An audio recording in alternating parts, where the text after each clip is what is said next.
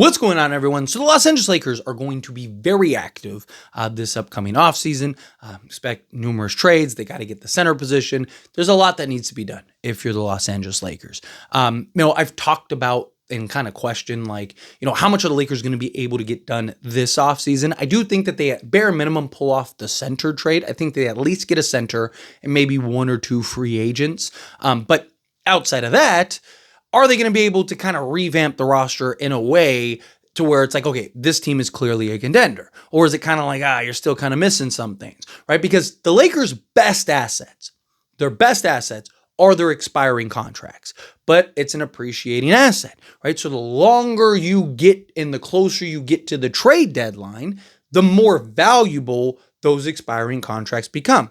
Because you get teams that, want to kind of clear off salary, want to hit the reset button. You get teams that were bad that were supposed to be good, and you get teams that are good that were supposed to be bad, and they want to tank. And it's just like you get those teams that are kind of like, Now, I do think that there's going to be value in those players this offseason, but again, how much compared to the offseason? But sticking with the kind of expiring contract route, right? You have Austin Reeves, Rui Hachimura, you have Maxi Kleber, you have Gabe Vincent, right? You have Shake Milton that's on a non-guarantee that they can get rid of either this year or next year, right? The Lakers could be in their best interest, just a thought, just a conversation, right? But could be in their best interest to kind of not do much, right? Maybe just go get a center that still gives you some financial flexibility, right? So for example, if you're the Lakers, do you tell LeBron James, hey, we need a center, right? Let's go sign, Clint Capella, right? And then try to go get, a Jericho Sims on a vet minimum. Boom, you solved your center position, right? For the mid-level exception, right? Okay, cool. Sign them to a 1-year deal, type of thing. So you maintain that financial flexibility. Because the Lakers, if they kind of just let everything fall off the books, would have potentially $60 million in salary next offseason, right? Because you got to look at it like this. Okay, again, you'd have Austin Reeves, Rui Hachimura, right? Maxi Kleber, Gabe Vincent. Also, by the way, LeBron James could do a 1+1 deal.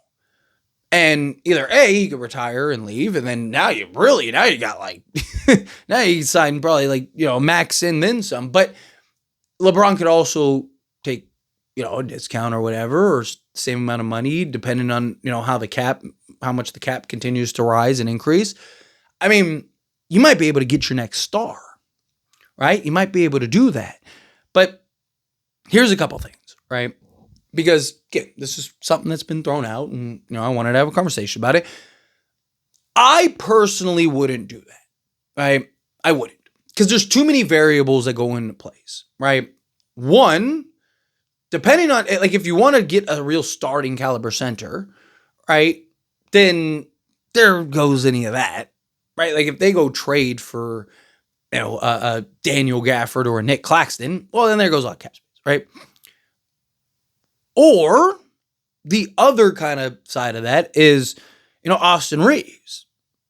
Do you really want to let Austin Reeves walk for nothing, right? Because if you don't, then either A, you need to trade him, or B, you need to give him a new contract. He's probably making $30 to $40 million. So again, there goes the cap space. So again, there's this thing that's going around. I've seen some articles about it. I've seen, I've had comments, kind of what sparked this video, more so the comments of people hey, what do you think about this?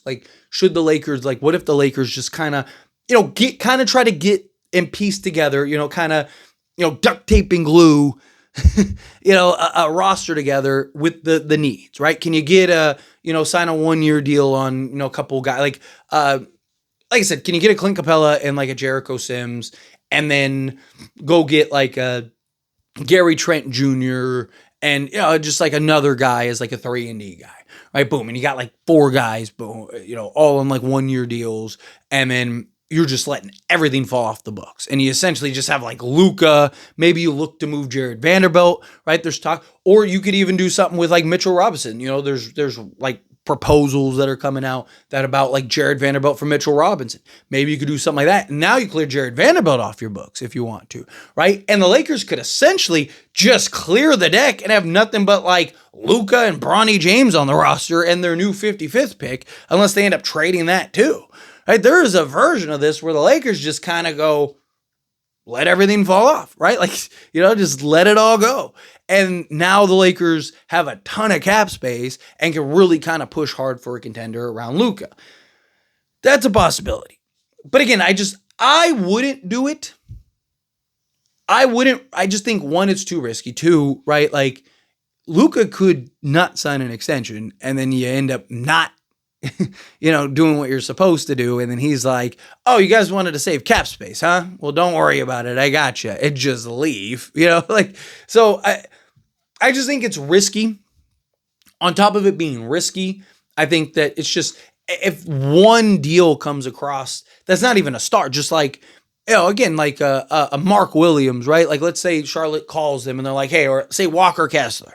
Right? They're like, hey, wow. Danny Ainge is like, all right, we're finally ready to trade for Walker Kessler, right? Like, as soon as you do that, he's going in a new contract. Like, there goes any salary space, right? And then now it's like, okay, now you basically signed all these random guys for no reason, and you just kind of put yourself back for a year.